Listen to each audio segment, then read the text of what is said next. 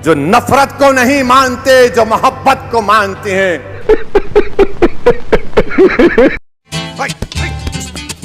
और दोस्तों, साहब जी ने तो भारत देश का नक्शा ही बदल डाला और देश की जनता का महंगाई से बुरा हाल कर डाला। अरे बाप रे, ये तो धोती खोल रहा है। क्योंकि दोस्तों, एक समय वो भी था जब देश के किसानों को सस्ती मिलती थी खाद। लेकिन दोस्तों, खाद तो छोड़ो, अब किसान की फसलें साड़ कर देते हैं बर्बाद। क्योंकि दोस्तों, फिर से फेंकना प्रचंड कर दिया है और जनता के जीवन में आनंद ही आनंद कर दिया है। लेकिन कांग्रेस सिर्फ एक परिवार का गौरव गान करने में ही जुटी रही। कांग्रेस ने प्रजातंत्र को परिवार तंत्र बना दिया। कांग्रेस भारत में भ्रष्ट व्यवस्था को पोषित करने में ही जुटी रही। A few moments later. Congress की राजनीति अभाव में फलती फूलती है, गरीबी और मुश्किलों में फलती फूलती है। इन्होंने ऐसी व्यवस्था बनाई कि गरीब को हमेशा हाथ फैलाना पड़े, हर चीज के लिए निर्भर रहना पड़े।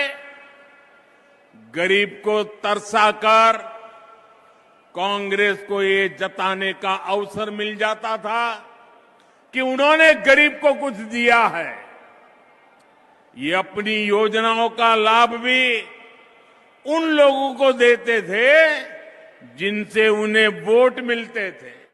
यही नहीं, अभी और सुनिए। इसलिए कांग्रेस ने जानबूझकर देश को गरीब रखा, देश के लोगों को अभाव में जीने के लिए मजबूर किया, रोटी कपड़ा मकान में ही उलझाए रखा। मेरे युवा साथियों, जो मुश्किलें, ध्यान से सुनिए दोस्तों, जो मुश्किलें आपके माता पिता से पहले की पीढ़ियों ने झेली, वो अब आपको और आपके बच्चों को ना झेलनी पड़े। और दोस्तों, ओवैसी जनाब जी ने जनता के विषय को लेकर बहुत बड़ी बात कर डाली। क्योंकि दोस्तों, ये लोग भाषण पे भाषण देते रहते हैं और हमारे देश के युवा पकोड़े तलते रहते हैं। याद रखो मेरे भारत के सेकुलर हिंदू लोगों, भाइयों और बहनों, याद रखो मेरे मुल्क के दलितों, आदिवासियों, जो नफरत को नहीं मानते, जो मोहब्बत को मानते हैं। आज आपको खड़े होना पड़ेगा। इस देश को बचाना है, इस मुल्क को बचाना है। नौजवानों, मैं तुमसे कह रहा हूं, सुनो मेरी इस बात को। वो मर्द नहीं जो डर जाए, वो मर्द नहीं जो डर जाए, वो मर्द नहीं जो डर जाए हालात के खूनी मंजर से, वो मर्द नहीं जो डर जाए हालात के खूनी मंजर से। जिस हाल में जीना मुश्किल हो, उस हाल में जीना मर्दी है। जिस हाल में जीना मुश्किल हो, उस हाल में जीना मर्दी है। हमारे जिस्म जख्मों से जोड़ सही तुम अपने शिकस्ता तीर गिनो। हमारे जिस्म जख्मों से जोड़ सही तुम अपने शिकस्ता तीर गिनो। खुद अहले तरकश बोलेंगे, ये बाजी किसने हारी है। खुद अहले तरकश बोलेंगे, ये बाजी किसने हारी। ये बाजी हक की बाजी है, ये बाजी तुम ही हारोगे, तुम ही हारोगे। मेरे अजीज दोस्तों और बुजुर्गों, और याद रखो मुसलमानों, याद रखो मेरे भारत के सेकुलर हिंदू लोगों, भाइयों और बहनों, याद रखो मेरे मुल्क के दलितों, आदिवासियों, जो नफरत को नहीं मानते, जो मोहब्बत को मानते हैं। आज आपको खड़े होना पड़ेगा। खत्म, bye bye, tata, goodbye, गया।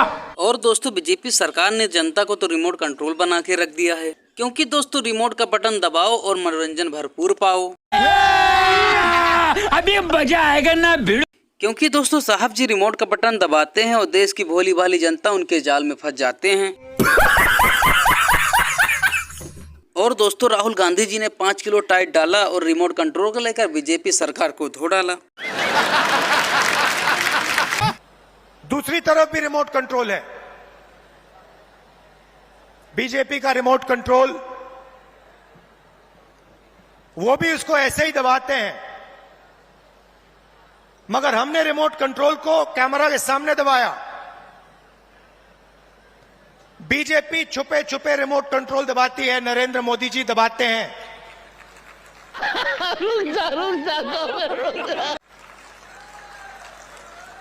जैसे ही रिमोट कंट्रोल दबता है, एक तरफ अदानी जी को बंबई का एयरपोर्ट मिल जाता है, फिर से दबाते हैं,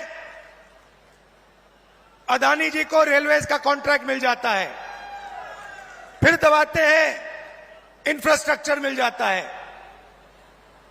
तो 2 रिमोट कंट्रोल चल रहे हैं।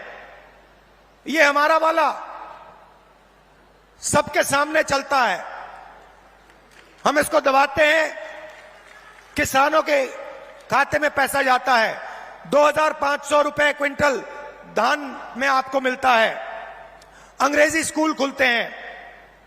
बीजेपी दबाती है, पब्लिक सेक्टर प्राइवेटाइज हो जाता है। ये सब क्या देखना पड़ रहा है? अच्छा है मैं अंधा हूं।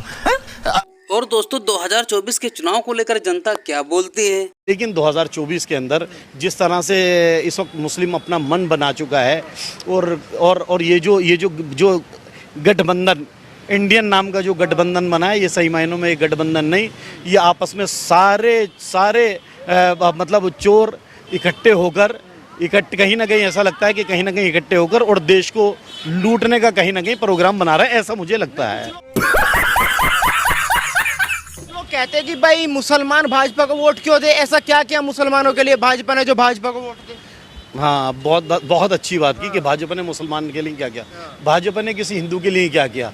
हिंदू के लिए भी नहीं, भाजपा ने काम किया है 140 करोड़ लोगों के लिए, 140 करोड़ भारतवासियों के लिए भाजपा ने काम किया। भाजपा ने अगर कहीं ना कहीं हाईवे बने या सड़कें बनी है, तो इसका लाभ किसी एक समुदाय विशेष या धर्म विशेष को नहीं हुआ। इसका जो फायदा पहुंचा है, इसका जो लाभ पहुंचा है, वो 140 करोड़ लोगों को पहुंचा है। अगर बिजली कहीं ना कहीं गाँवों के अंदर आई है, तो उसका लाभ किसी एक समुदाय को नहीं पहुंचा, किसी एक धर्म विशेष को नहीं पहुंचा, उसका लाभ पहुंचा है 140 करोड़ लोगों को। तरीके से जो कांग्रेस है वो लगातार मुस्लिमों को अपना वोट बैंक मांगती है। ओवैसी जी अपना मानते, कहते हैं भाई मुसलमान तो हमें छोड़ के नहीं जाएगा। अखिलेश जी अपना मानते हैं। अब ऐसे में सवाल ये उठ जाता है कि भाई मुसलमान किस पार्टी को वोट देगा? 100% आप बिल्कुल सही है कि कांग्रेस अब तक सिर्फ और सिर्फ मुसलमानों को अपना वोट बैंक मानती थी।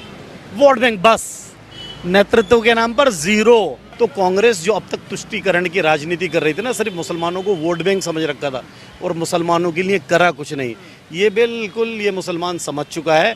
आज तक मुसलमानों ने मोदी जी को जितना वोट दिया, इस बार उससे ज़्यादा सिर्फ और सिर्फ मोदी जी को जिताने के लिए वोट करेगा। क्योंकि मोदी जी की एक बात है, मोदी जी जो कहते हैं वो करते हैं, और जो नहीं कहते वो भी करते हैं।